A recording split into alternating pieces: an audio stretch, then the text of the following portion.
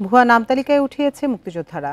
যারা অমুক্তিযোদ্ধা থেকে মুক্তিযোদ্ধা হয়েছে তাদেরকে জবাবদিহিতার মধ্যে আনার উদ্যোগ নেওয়া হয়েছে। দুপুরে বরিশাল সার্কিট হাউস সম্মেলন কক্ষে মত বিনিময় শেষে এসব কথা বলেন দুর্যোগ ব্যবস্থাপনা ও ত্রাণ মন্ত্রণালয়ের উপদেষ্টা ফারুকী আজম। বলেন, নতুন করে জাতীয় মুক্তিযোদ্ধা কাউন্সিল পুনর্গঠন করা হয়েছে। মুক্তিযোদ্ধার সংজ্ঞা ও আইন যা ছিল তা পরিবর্তনের জন্য উদ্যোগ নেওয়া হয়েছে। উপদেষ্টা পরিষদে অনুমোদন হলে সেগুলো কার্যকর করা হবে।